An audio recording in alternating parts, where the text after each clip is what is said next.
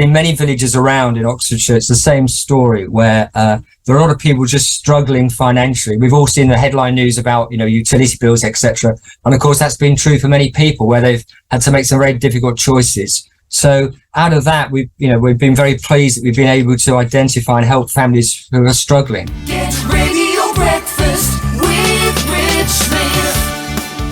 My next guest on the show, we're welcoming Bob from the Eynsham Food Bank. Good morning, Bob. How are you? I'm fine, thank you. Thanks so much for joining us this morning, Bob. But just explain the importance of food banks, and certainly the Eynsham Food Bank.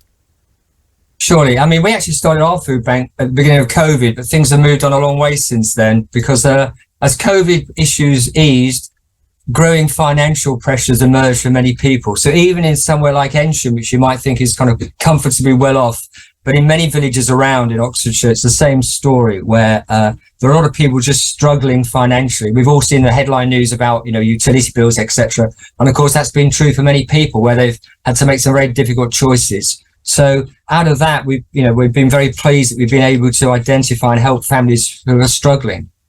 Yeah, it's a wonderful news. And just, are you? I guess this is a difficult question, but it's obviously a great thing that the food banks are doing. But is there a part of you that wishes that there was absolutely no need for this at all?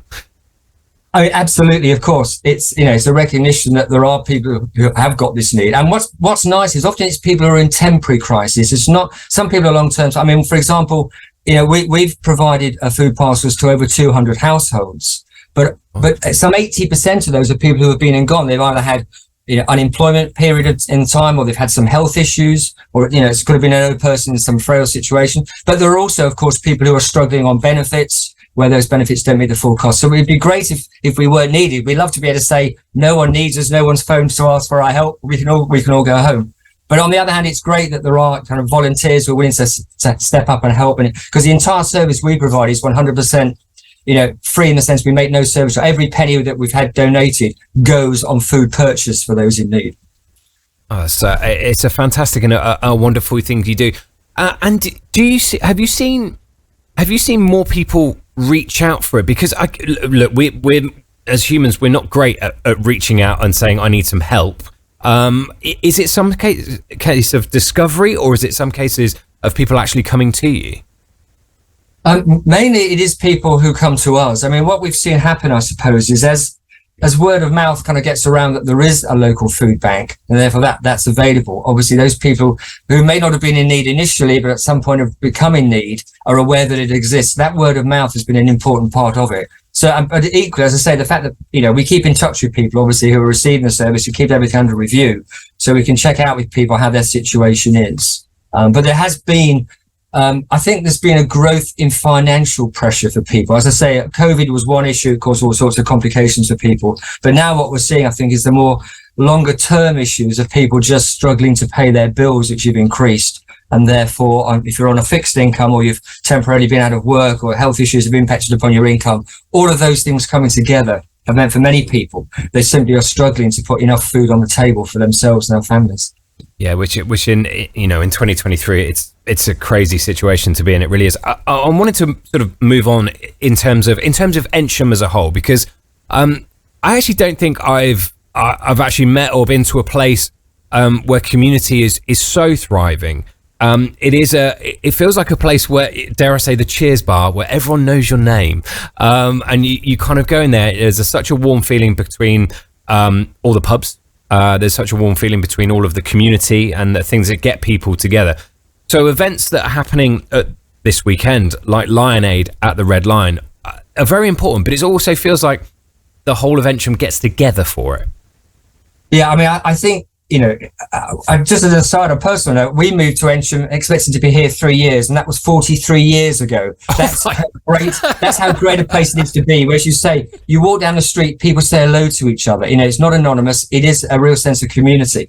I mean, the fact that, so many volunteers have come forward to help with the food bank, the fact that the community itself has donated tens of thousands of pounds to the food bank. All of these are examples of that community spirit. So it is a great place to live, as I think that says as you went in the village out the placard, but it is, we're a very privileged place. And yet even in a nice place like Eynsham, there's need. It's a very good reminder that whilst, there is those two sides to it, if you like. So it's great that what the Red Lion are doing this weekend is a further example of that community spirit coming together, putting something on for the benefit of the wider community.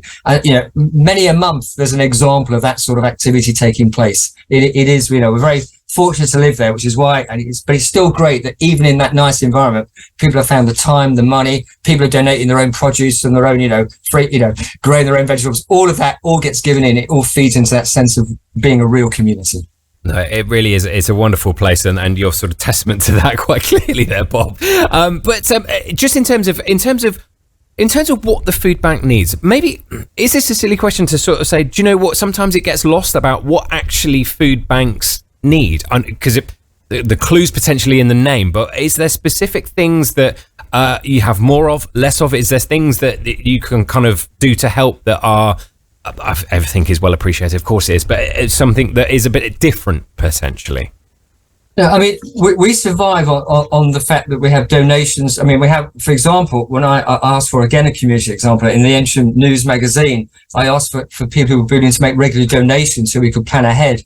And I can tell you that we have hundreds of pounds of donations through standing order every week. We also have food hampers and baskets, in the local shops and the co-op and Spar, etc., where people donate week after week. So all of that's kind of part of how we survive, if you like. Sorry, there was another part to your question, wasn't there?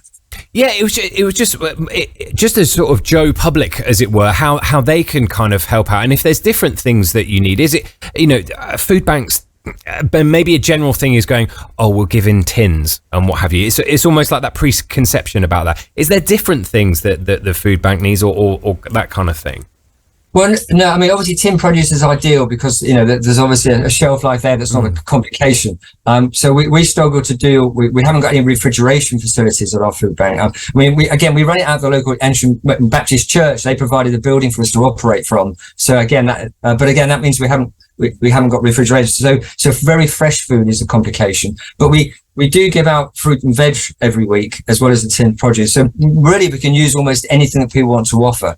And obviously, money enables us to buy any gaps in what we want to do. But we follow kind of some of the recommendations for what we might call a staple diet for people, the kind of core things that people need for that basic food. Well, Bob, it's been absolutely wonderful catching up with you this morning. You're doing a marvellous and wonderful job. Well, not me, it's a whole team of people. So I'm saying that sort of vicariously through you to kind of spread to your team and the wonderful people of Eynsham. And yet another example, of course, is Lion Aid this weekend, which will be doing a food bank collection, which is just part of the great things that happen in Eynsham. Yeah, a good cause and good music. What more could you ask for? And it's in a pub as well, so there'll be an alcohol. It's perfect. It's perfect, Bob. We love it. Bob, thanks so much for joining us this morning. No, you're welcome, Richard. Thank you. Bye-bye. Brilliant stuff. And look, Bob, not taking the credit there, but doing a wonderful job with the Eynsham Food Bank. And look, if you can give, please do. And make sure you pop along to the Red Lion in Eynsham this weekend from midday. There will be music from midday right the way through until 11. The bands are just phenomenal. You've got people from John Otway there. You've got No Fandango. Barricane are going to be there. The Cockroaches as well. So many more as well. So if you can head down, can do your bit, then make sure you do at the Red Lion in Eynsham this Saturday.